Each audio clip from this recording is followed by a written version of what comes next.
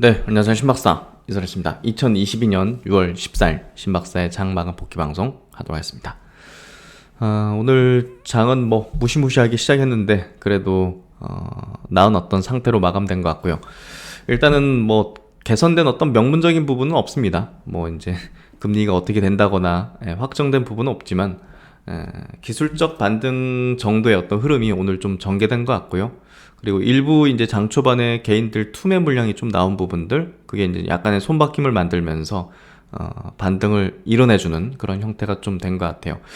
어쨌든 오늘 뭐 장세 자체가 어떤 추세적인 부분에서 뭐 중요도를 가지는 부분까지는 아니기 때문에 일단은 안심한다거나 아니면 뭐 공격적으로 뭐 저점을 확인했다 해가지고 이제 산다든지 이런 어떤 액션은 조금 조심스러워야 될 것 같고요. 아직은 바닥이 언제인지 확실히 알 수 없지만 그래도 이번 6월달 FMC 때 뭔가 시나리오적으로 어떤 시장이 원하는 그런 부분들이 나온다면 반전이 될 수 있는 가능성은 충분히 있다고 생각됩니다. 오늘 장 한번 정리해보면서 이슈적인 부분들 좀 많이 한번 체크를 해보도록 하죠. 시장 정리부터 해보겠습니다. 코스피 지수 오늘 0.46% 약세 마감했고요. 2492포인트, 2500포인트까지 깨버렸네요. 거래대금 9.8조, 그리고 상승 종목 수는 176종목으로 어제보단 좀 나았습니다. 700종목 하락, 그리고 코스닥은 0.6% 약세, 823포인트 마감했고요. 거래대금 8조 원 수준. 그래서 거래대금이 양시장 모두 작지는 않습니다. 그만큼 뭐랄까요, 이제 좀 활발하게 손바뀜도 어느 정도 되는 어떤 장세였다는 거죠, 오늘. 상승 종목 수가 340종목, 하락 종목 수가 1000종목. 그래서 약세 흐름이 당연히 오늘도 뚜렷한 어떤 흐름이었고요. 수급적인 부분은 오늘도 이제 원달러 환율이 높은 수준 유지하면서 외국인의 수급은 2,800억 정도 이제 코스피에서 이제 매도를 했고요. 기관은 1,900억 정도 순매수. 외국인이 오늘 선물시장에서 플러스 수급을 크진 않았지만 1000에서 한 2000 사이로 이제 계속 보였는데 막판에 이제 쏟아냈네요. 2600계약 정도 이제 순매도를 했고요.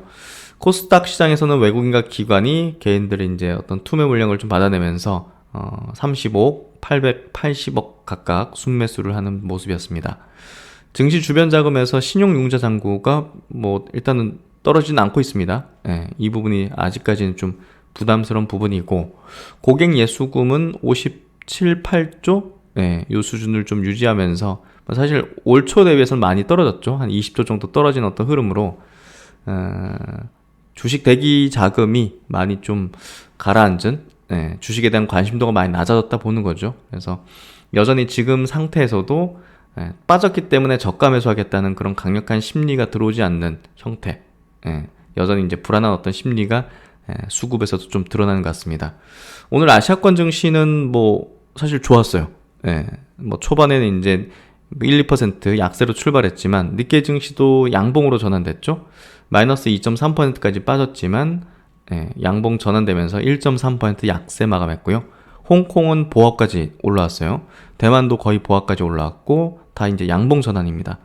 상해 증시도 오늘 1.8% 정도까지 이제 약세였는데 은행주, 뭐 에너지 관련주 이런 것들 중심으로 굉장히 세게 올라오면서 오후에 1% 강세로 이제 마무리 지었었습니다. 어제 이제 사실 나스닥 증시 4.6% 빠진 거 아침에 일어나서 보고 오늘도 진짜 죽었구나 하는 생각 들었는데, 일단은 그 반등의 위치에 좀 들어왔죠. 기술적 반등의 위치에 들어오다 보니까 그 선행적으로 아시아 증시에서 먼저 그 기술적 반등이 올라온 것 같아요. 그래서 기술적인 반등 정도지 뭐 호재가 나왔다든지 하면서 반격하는 어떤 움직임까지는 아니었다. 그러려면 뭐 거래도 뭐 대량으로 터지면서 급진적으로 이제 받게 되는데 그런 형태는 전혀 아니었습니다. 그래서 이제 얼마 전에 이제 국내 증시도 그렇지만 나스닥 증시도 갭으로 빠져가지고 종가가 저가인 이런 형태의 봉 형태가 나오면 굉장히 안 좋다는 얘기를 들었잖아요. 다시 또 갭으로 빠져서 또 그런 형태로 마무리가 됐죠. 역시나 이제 전저점 깨버리는 상태가 됐기 때문에 이 라인이 이제 결국은 저항 라인이 돼버리는 거죠. 이게 무서운 거예요. 여기서 이제 지지 라인이 됐다가 이게 저항 라인 돼버렸잖아요. 그러면 이거 여기까지 오기 전에 보세요. 여기까지 오기 전에 못 올라오잖아요. 저항받게 된단 말이에요. 예. 그 전에 저항을 받아버려요. 지지 라인을 깨버리면 그 다음에는 지지 라인을 돌파하기 전에 저항을 받는 현상이 이렇게 벌어진단 말이에요. 그러면 이제 실망 매물이 다시 또 쏟아지면서 이렇게 급전직하는 흐름이 전개되는 게 이게 굉장히 패턴적인 거거든요. 예, 그래서 이 패턴이라는 게 이런 패턴이라는 게 이번에만 나오는 게 아니라 이제 뭐랄까요, 차트에 담겨 있는 어떤 심리라고 해야 될까요? 예, 이 수많은 그 글로벌 수급이 모여 있는 곳이 미국 증시잖아요. 그러니까 이게 속임수가 거의 없는 거죠. 속임수를 할 수도 없는 거고 그냥 대중적인 심리와 이제 글로벌 매크로적인 어떤 흐름이 그대로 이제 투영되는 패턴화된 형태. 중장기평에서 다 저항받잖아요. 못 뚫으니까. 여기선 붕괴하니까 그대로 내리꽂혀버리고 그리고 이제 중장기평이라는 거대한 어떤 산맥을 뚫고 내려오다 보니까 굉장한 저항선, 강력한 저항선이거든요. 그렇기 때문에 이제 거기 위에까지 못 올라오고서 한참 아래에서 저항을 받아버리니까 이게 굉장히 무서운 거죠.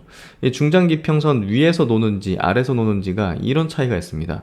그래서 지금 나스닥이 이렇게 되면 이제 이거는 굉장히 좀 바닥이 어딘지 알 수 없는 구간으로 간다는 얘기를 들었는데 좀 무서운 어떤 형태가 되고 있는 거죠. 그래서 원달러 환율도 오늘 뭐 이렇게 좀 튀는 형태가 오늘은 이제 좀 빠지긴 했지만 정고점 부근을 돌파하면서 그 부근에 이제 머물러 있는 게 외국인 수급이 개선되는 흐름을 만들지 못하게 하는 그런 주 요인이 좀 되고 있다. 이렇게 좀 해석을 해야 될 것 같고요. 미국 증시 차트하고 너무나 다르죠? 상해 증시입니다. 이 상해 증시는 이제 장기 추세 자체도 보시면 주봉으로 한번 볼까요? 주봉으로 보더라도 완전히 그냥 다릅니다. 사실 뭐 코로나가 여기잖아요. 코로나 이제 여기 코로나 여기인데 뭐 올라간 것도 없어요, 사실. 그러니까 여기서 뭐 미국처럼 막 급전직할 이유도 없는 거죠, 사실. 그리고 뭐 인플레도 없는 상황이고, 뭐 이런 부분들이 중국은 뭐 뚜렷하게 다른 어떤 궤적들을 보이고 있고 이게 이제 2006, 7년도 우리나라 이제 막 그 인프라 특수 누렸을 때 그리고 2015년도 또 강세장 펼쳐졌을 때 그리고 3차 상승은 오지 못했죠. 한참 뒤나 이제 오게 될 것 같은데 어쨌든 이 코로나 전국에서의 수혜를 전혀 못 받은 어떤 중국 증시가 사실 미국보다는 방어적으로 좀 나올 수밖에 없는 그런 이유이기도 하죠. 미국 증시를 보면 주봉으로 보면 중국과 비교해서 다르죠.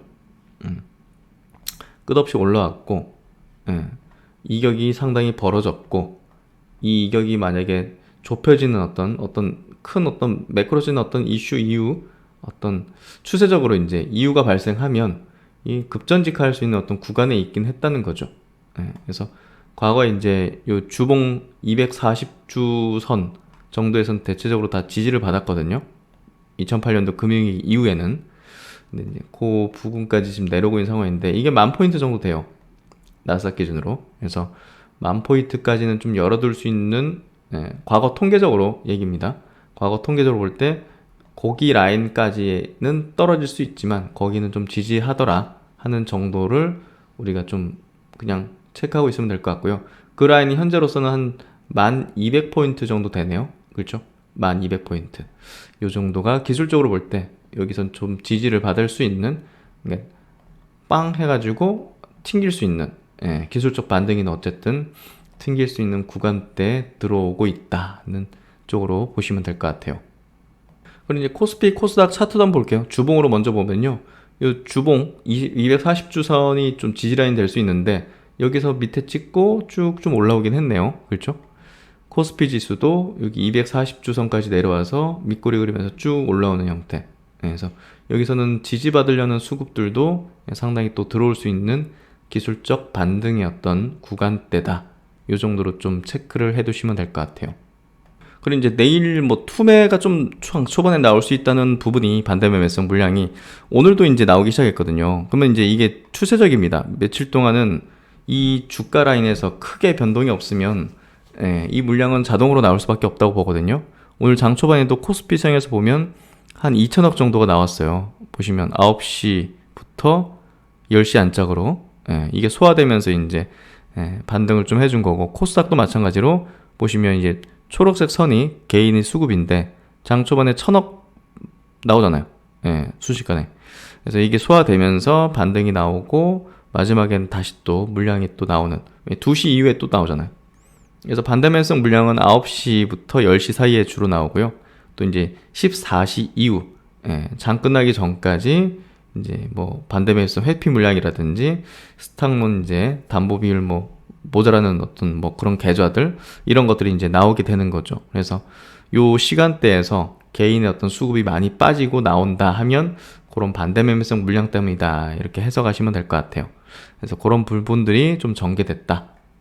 그래서 당분간 며칠간은 제가 볼 때는 증시 변동성이 있는 한 9시에서 10시 사이, 그리고 14시 이후 이 두 타임에는 이런 물량들이 좀 나올 수 있다는 거 염두에 두시면 될 것 같습니다. 오늘 종목별 흐름 보면요, 오늘 뭐 삼성과 하이닉스 이제 보합 정도 만들어주면서 그래도 시장의 방어적인 어떤 흐름들, 그리고 LG에너지솔루션이 오늘 증설에 대한 발표가 좀 있으면서 테슬라의 힘, 4680 이제 그 배터리 요 이제 증설 소식이 나오면서 또 이런 관련 소재주들까지 같이 상승하는 모습. 그래서 오늘 지수가 안 좋은데도 2차전지 섹터 쪽에서 요 관련된 기업들은 상당히 좋았죠. LG엔솔이 이제 2.7% 튀었고요.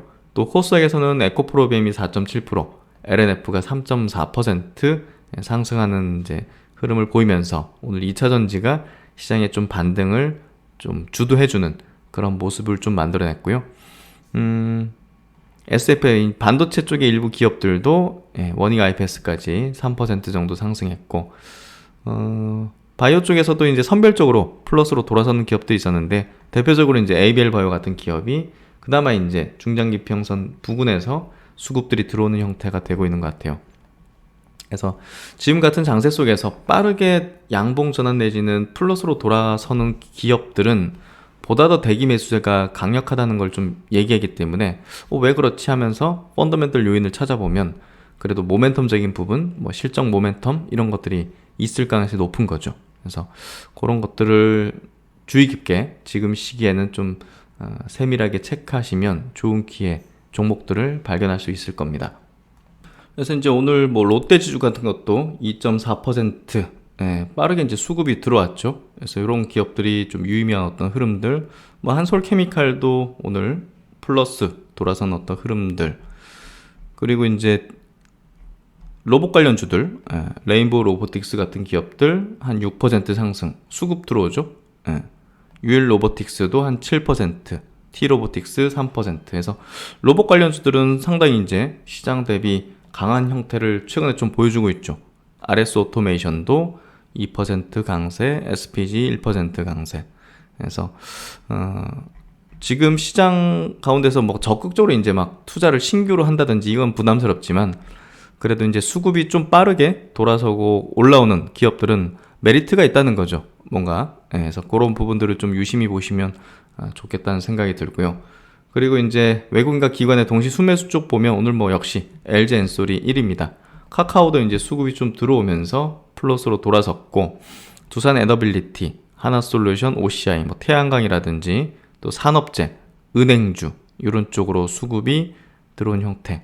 중국 증시하고 좀 밀접한 어떤 산업들이 조금 들어오는 것 형태 같고요. 코스닥 쪽에서는 역시나 이제 또 에코프로 PM, 또 셀트론 헬스케어가 이제 1.6% 상승이요. 수급이 오늘 좀 외국인 기관 동시에 좀 들어왔죠. 그래서 코스닥 쪽에 좀 수급이 패시브하게 좀 들어온 것 같아요. 그게 이제 보시면 금융투자로 16만 주 들어왔잖아요. 헬스케어가. 그래서 오늘 코스피 쪽에서의 그 셀트론이 강한 건 아니었거든요. 1.5% 약세인데, 셀트론 헬스케어가 강세였던 이유는 코스닥 쪽에 시총 상위 주도로 이렇게 또 수급이 들어오다 보니까 패시브하게 좀 같이 들어온 것 같아요. 카카오 게임즈, HLB 쪽도 수급 들어오고 플러스 이렇게 좀 들어왔던 것 같습니다. 종목은 여기까지 보도록 하죠. 키움에서 나온 이제 시황 투자 전략 리포트인데요.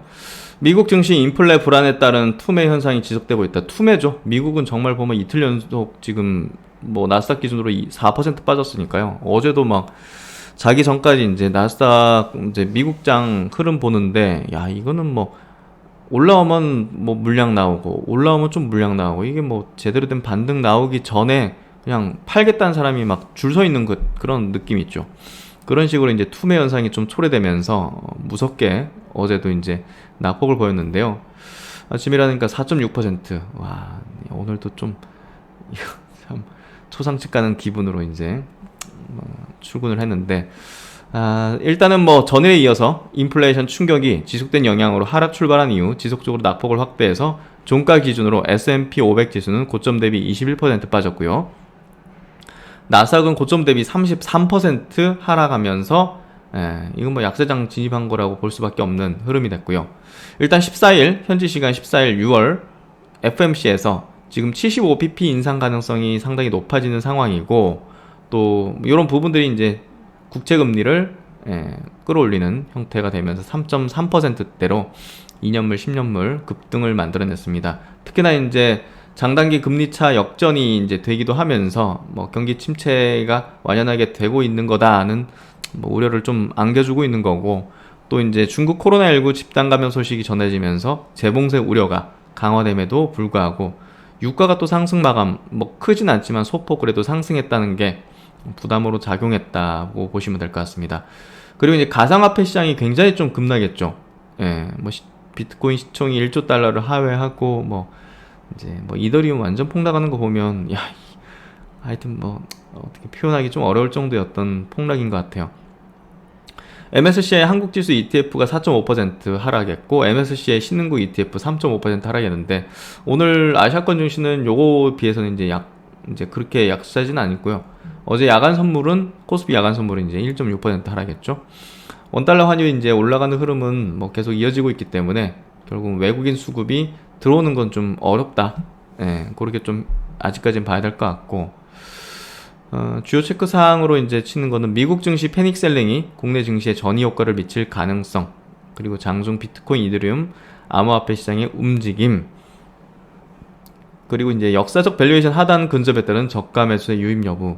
저가 매수세가 지금 잘 유입이 안 되고 있고요.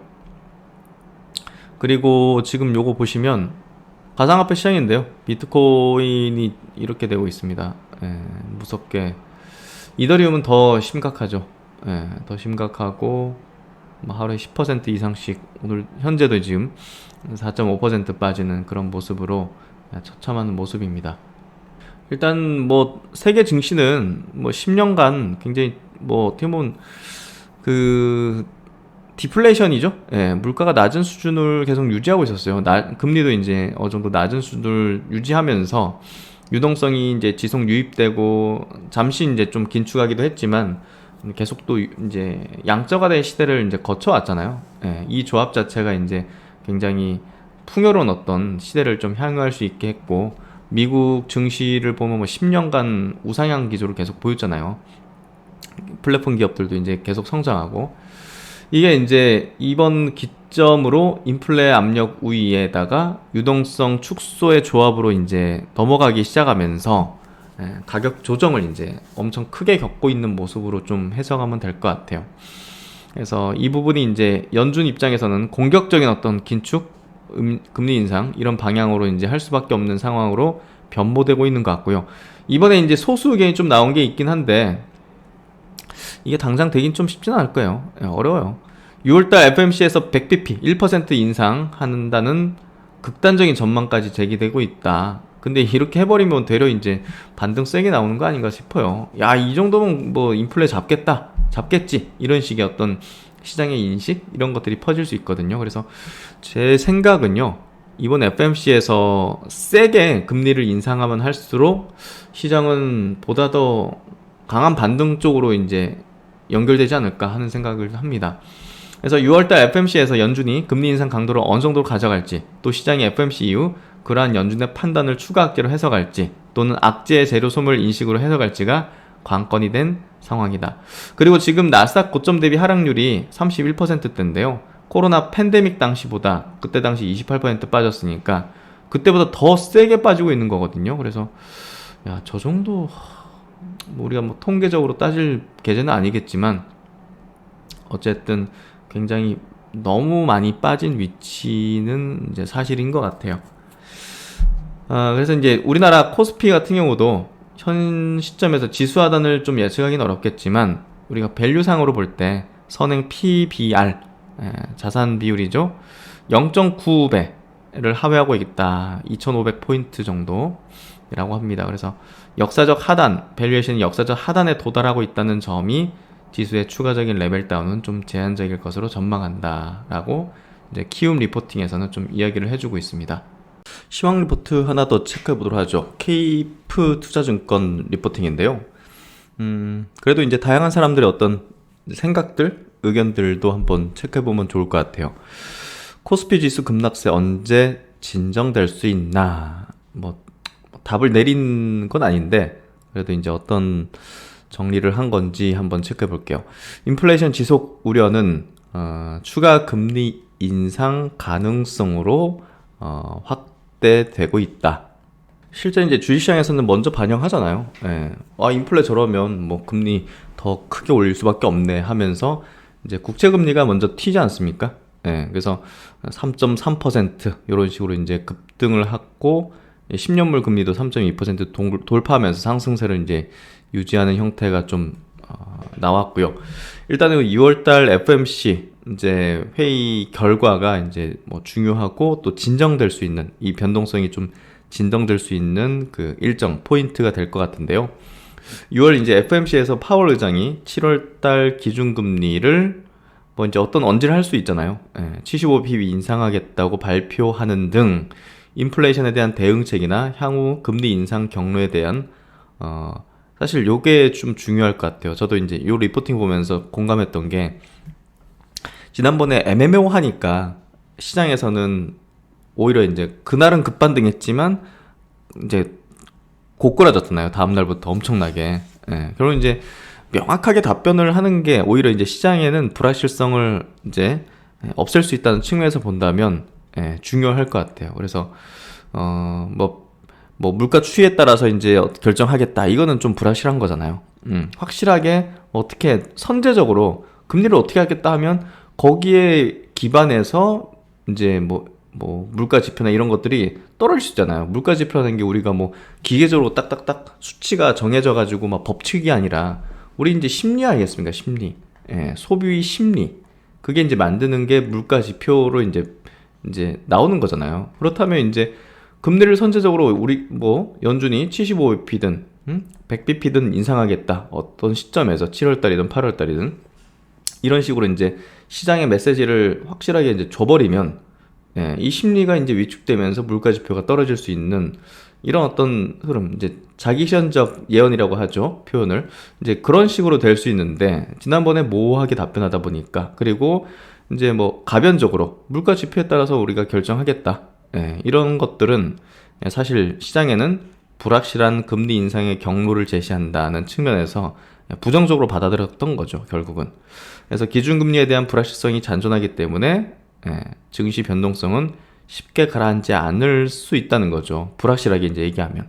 그래서 명확한 답변을 하는 게 좀 중요하지 않을까. 이게 뭐 75bp든 50bp든 100bp든 이 크기가 중요하기보다는 명확한 답변을 내리는 게 시장에는 오히려 좋은 게 아닐까. 이 변동성을 좀 완화시킬 수 있는 결국은 시장이 연준에 대한 신뢰를 가지기 시작하면서 변동성을 완화시킬 수 있는 그 포인트가 아닐까 하는 그 생각이 듭니다. 그래서 그 부분에 대한 생각을 잘 짚어주신 것 같고 일단 밸류에이션을 보면 뭐 요즘 많이 이제 리포팅에서도 나오잖아요. 지금 뭐 트레일링 PB, 뭐 주가 순자산 비율이 뭐 1배 미만으로 떨어졌다 이런 것들. 그래서 지금 뭐 대략적으로 이제 우리가 밸류를 볼 때 2,500선 최악은 한 2,400선 정도까지 해서 과거 이제 평균적으로 바닥을 형성할 때 어떤 이 PBR 지표 요 라인이 2,400, 500 정도에서 지지 라인이 좀 형성될 것이다 하고 좀 예상들을 좀 하고 있는 것 같고요. 사실 미중 무역 분쟁 같은 경우는 2018년도 미중 무역 분쟁은 우리나라가 이제 수출 주도국가인데 수출에 이제 직접적인 타격을 주는 어떤 이슈였잖아요, 이벤트. 그러다 보니까 주가 조정이 굉장히 계단식으로 급하게 내려오긴 했었어요. 근데 지금 요거는 요것도 뭐 직접적이라고 표현할 수는 없지만 그래도 상당한 영향을 줄 수 있는 포인트긴 하죠. 왜냐면 원자재 가격이 이렇게 오른다는 거는 우리나라의 채산성을 낮추고 이게 수출 경쟁력도 낮출 수 있는 부분이기 때문에 결국은 여기서 직접적인 타격을 주는 건 아니라고 하지만 사실상 거의 직접적인 타격을 줄 수 있는 포인트라고 좀 보여지거든요.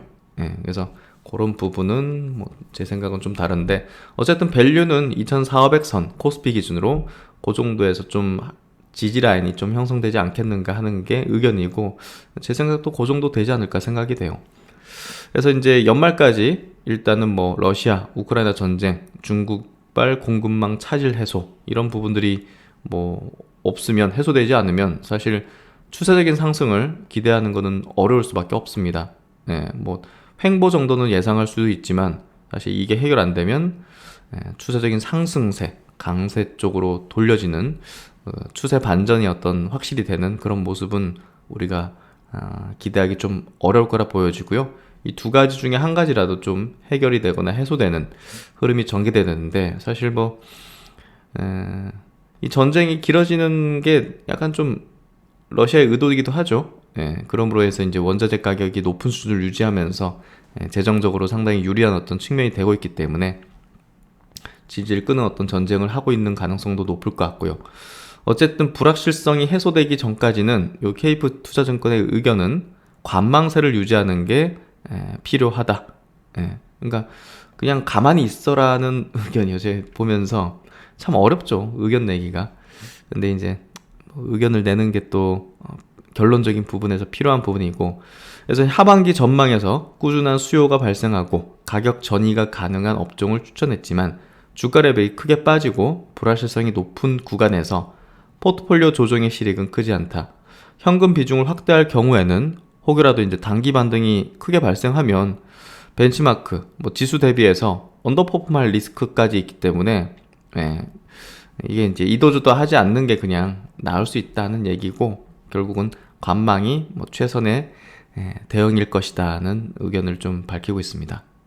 그리고 이제 몇 개 기사를 한번 체크해 볼게요. 동학개미, 서학개미가 이제 주시장에서 이제 자금을 빼는 게 지금 숫자적으로 좀 드러나고 있는데요. 이 부분도 상당히 시장에 좀 안 좋은 거죠. 뭐 대기 매수세라 볼 수 있는 이제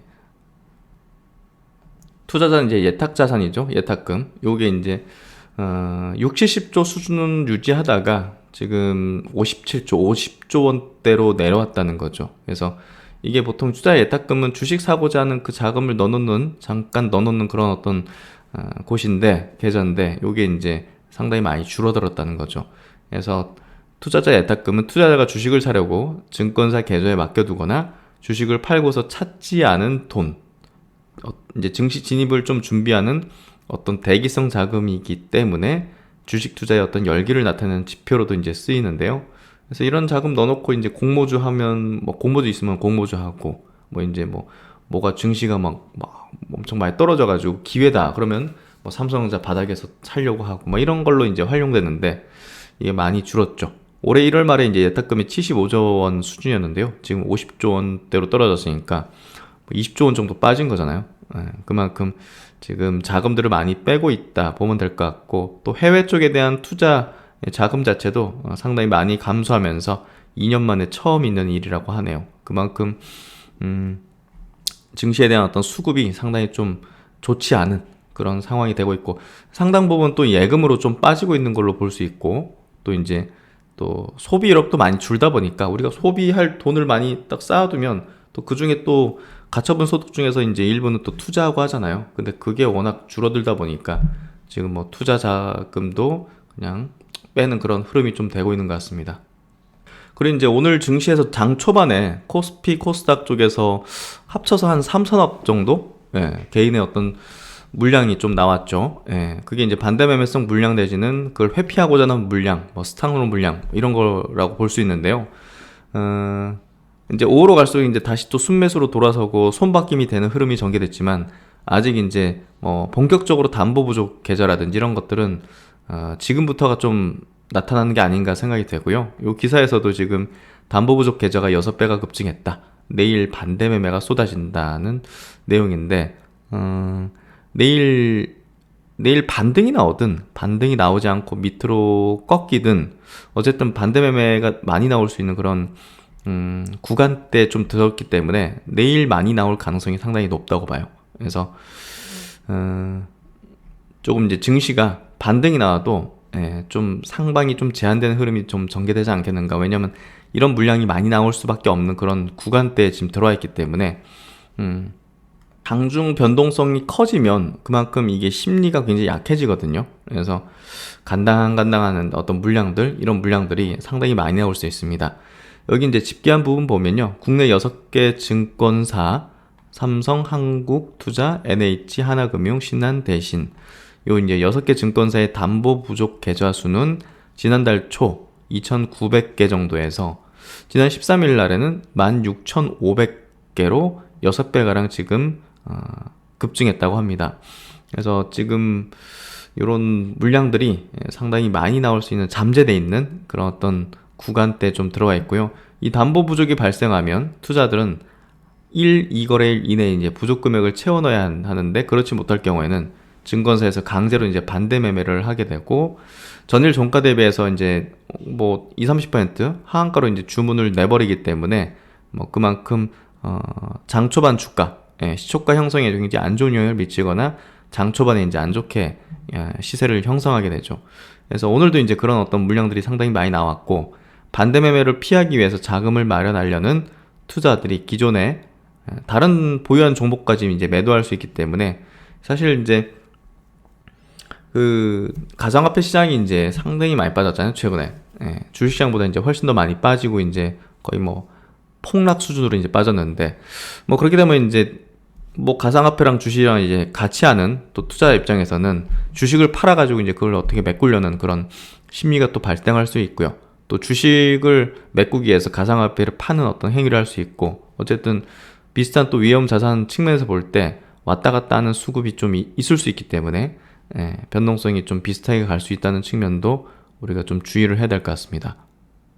그리고 이제 우리가 또 주의를 할 부분이, 이 ELS도 굉장히 많은 자금이 지금 들어가 있잖아요. 이것들이 이제 만기 앞두고서 이제 원금 소실 확정되고 하면 사실상 이제 지수에도 이제 안 좋은 영향을 같이 미칠 수 있기 때문에, 뭐 그런 부분에서 지금 모든 어떤 자산들, 상품들이 지금 굉장히 좀 위기에 봉착되어 있는 그런 지점까지 와 있는 상황입니다. 그래서 바닥을 형성하는 거는 뭐 어디서 형성한다 알 수 없는 게, 이런 어떤 수급적인 것들이 뭐 강제적이고도 또 잠재되어 있는 이런 수급들이 펀더멘털 무의미하게 그냥 쏟아지는 거기 때문에 아직 바닥의 느낌은 좀 느껴지지 않는다는 게 좀 무서운 것 같아요. 그래서 이런 부분들 좀 알고 있어야 될 것 같습니다. 그리고 이제 오늘 시장에서도 좀 뭐랄까 좀 상당히 좀 독특했던 부분이 이제 중국 상해 증시가 이제 플러스 1%로 이제 상승 마감한 건데요. 최근에 이제 뭐 홀로 7% 가까이 반등했다고 이렇게 이제 제목에도 써 있잖아요. 그래서 중국은 지금 뭐 글로벌 증시, 아니 글로벌 경제가 지금 긴축 기조로 가는데 완전히 반대로 하고 있죠. 금리 내리고 돈 풀고, 그리고 뭐 규제 풀고, 빅테크 규제 풀고, 뭐 이런 것들이 결국은 증시 자체가 완전히 다르게 움직이는 그런 흐름으로 가고 있어요. 그래서 오늘도 이제 뭐 상해 증시 종목들 보니까 에너지 관련된 종목들 많지 않습니까? 페트로차이나나 이런 것들, 은행주나 이제 석유화학 관련주들이 시총 상위에 포진돼 있다 보니까 뭐 그런 종목은 이제 최근에 좋을 수밖에 없죠. 그런 부분들이 결국 이제 중국 증시를 좀 강세로 좀 만드는 것 같습니다. 어쨌든 뭐 중국은 뭐 지금 지표도 좋은 어떤 흐름으로 나오고 있고, 또 어찌됐든 그 코로나로서부터 이제 좀 벗어나려는 그런 이제 해제하는 어떤 이제 봉쇄를 해제하는 그런 어떤 액션들을 취하고 있기 때문에 어쨌든 뭐 개선되는 흐름이 좀 전개될 것 같고요. 특히나 이제 최근에 제가 말씀드렸지만 미국하고 다르게 할 수밖에 없는 게 인플레가 안 심해요. 지금 뭐 2%이 정도 남짓이기 때문에 뭐 오히려 이제 실업률도 높고 하다 보니까 어쨌든 적극적인 어떤 부양 정책을 통해서 이제 경기 회복을 좀 하려는 그런 액션을 할 수밖에 없고, 어쨌든 뭐 지금 선진 국가랑은 다르게 경제가 좀 추세가 돌아가고 있다. 이게 이제 증시에 좀 나타나고 있고, 우리나라 이제 증시에 영향을 미칠 수 있는 포인트는, 그, 산업재 관련된 기업들이 이제 같이 맞물려서, 중국 증시와 이제 비슷하게 좀 흘러갈 수도 있는 거죠. 그래서 그런 부분에서 뭐 철강, 화학, 조선, 뭐 정유, 뭐 이런 업종이 중국 증시의 어떤 상승과 좀 맞물리는 흐름을 좀 보일 수 있다는 것도 좀 체크해 볼 필요가 있는 부분 같습니다. 그래서 이제 오늘 장 이렇게 좀 이슈 장 마감까지 해왔습니다. 참 지금 뭐 어떻게 보면 좀 가시방석이에요. 뭐 반등이 나왔다고 기분 좋아해서도 안 되고, 또 다음날 또 고꾸라질 수도 있고 하는 그런 고변동성의 어떤 구간대이기 때문에 아까 이제 리포팅 짚어본 것 중에서 그냥 관망세 유지, 이 의견을 낸 게 이게 어떻게 보면 이러지도 말고 저러지도 말고 가만히 있는 게 최선이다는 약간 공감할 수밖에 없는 부분이에요. 그래서 지금 섣불리 뭐 저점을 막 들어가겠다 뭐 이런 이식이라든지 못 참겠어서 던져버리고 이런 것들을 하지 않는 게 가장 최선이 아닐까, 저도 이제 그렇게 생각하고 있습니다. 어쨌든 바닥 부분은 명분적인 부분에서 뭔가 전환점을 마련하는 그런 큰 액션이 나와야 되는데, 그게 이제 금리 관련된 발표 이런 것들이 좀 필요할 것 같고요. 또 이제 반대 매매성 물량이 양시장 합쳐가지고 한 조 단위 가까이라든지 이런 식이 좀 연속해서 나온다면, 그 부분이 저점대를 형성하는 구간일 가능성이 높은 그런 정도를 좀 인식하고 있는 게 제가 볼 땐 조금 더 필요하지 않을까 싶습니다. 네, 오늘도 고생 많으셨습니다. 뭐 장 초반부터 미국장 폭락 때문에 스트레스 받으셨을 텐데, 네, 하여튼 뭐 계속적으로 헤쳐나갈 수 있도록 저도 최선을 다해서 여러분과 함께 하도록 하겠습니다. 편안한 저녁 시간 되시고요. 신 박사는 다음 시간에 뵙도록 하겠습니다. 감사합니다.